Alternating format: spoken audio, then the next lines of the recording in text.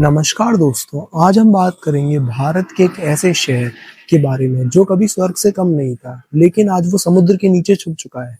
एक ऐसा शहर जहां खुद भगवान श्री कृष्ण ने राज किया था।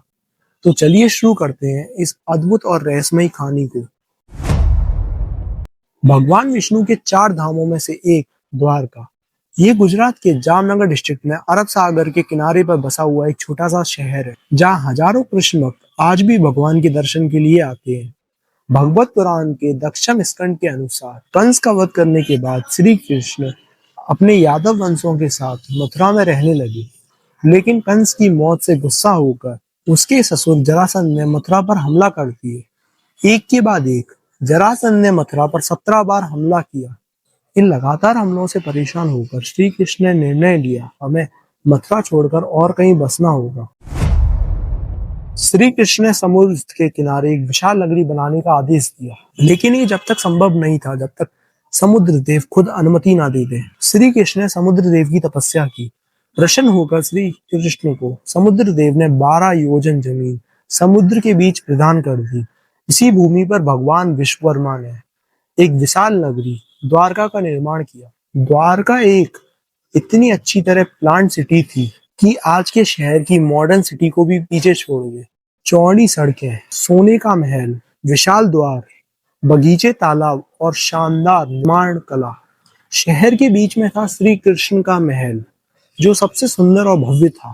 इस नगरी के तैयार होते ही श्री कृष्ण अपनी माया शक्ति से पूरे यादव वंश को मथुरा से द्वारका ले आए। इसके बाद श्री कृष्ण ने मथुरा जाकर जरासंध और कल्यावान संघर्ष किया और विजयी होकर वापस द्वारका आ गए।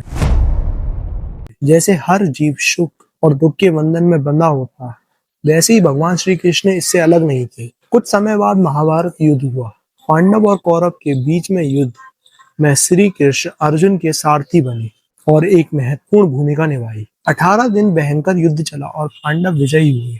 जब गांधारी, कौरवों की माँ, ने अपने बेटों के शव देखे तो उन्होंने इस युद्ध का दोष श्री कृष्ण पर लगा दिया। क्रोध में आकर गांधारी ने श्री कृष्ण को श्राप दे दिया कि जैसे ही उनके बेटे इस युद्ध में नष्ट हुए, ऐसे ही श्री कृष्ण का यादव वंश 36 साल बाद नष्ट हो जाएगा। श्री कृष्ण जानते थे कि उनका वंश आपसी झगड़ों से ही नष्ट हो जाएगा, इसलिए उन्होंने इस श्राप को स्वीकार कर लिया।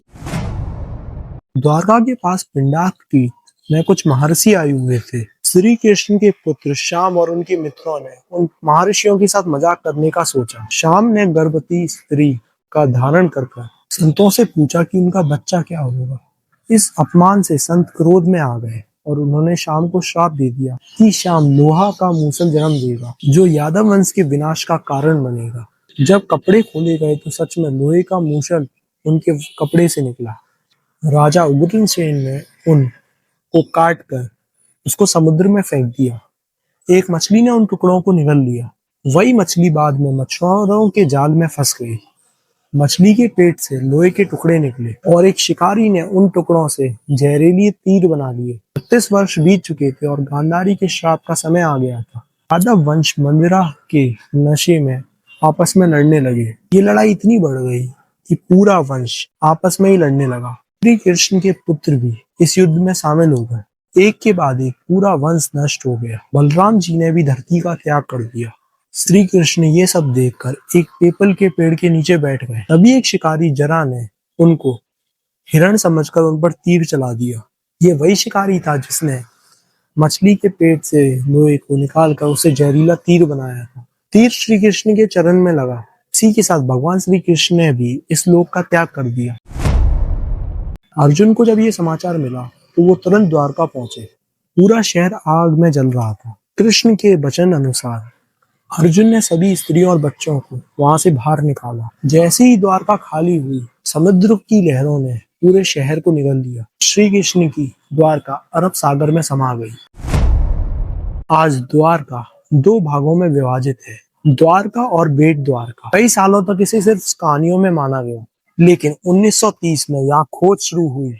1963 में एक पहली आर्किटेक्चरल एग्जीबिशन हुई। 1983 और 1990 के बीच under water archaeologist doctor S R. Rao ने समुद्र के नीचे एक पुरानी नगरी के अवशेष खोज निकाले।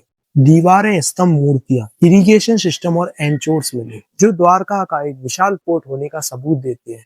कार्बन डेटिंग और महाभारत के ग्रहणों के वर्णन के अनुसार इसका समय द्वापर युग से मैच करता था। सबसे हैरानी की बात तो ये थी कि इस शहर का एरिया 12 योजन था जो भागवत पुराण में वर्णित है।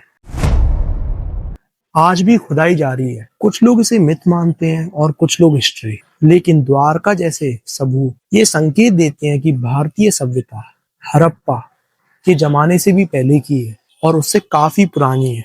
दोस्तों, ये थी द्वारका की रहस्यमय और अद्भुत कहानी। अगर आपको ये वीडियो पसंद आई हो तो लाइक करें और शेयर करें और कमेंट में बताएं कि आप नेक्स्ट वीडियो किस टॉपिक पर देखना चाहते हैं और इस चैनल को सब्सक्राइब करना ना भूलें।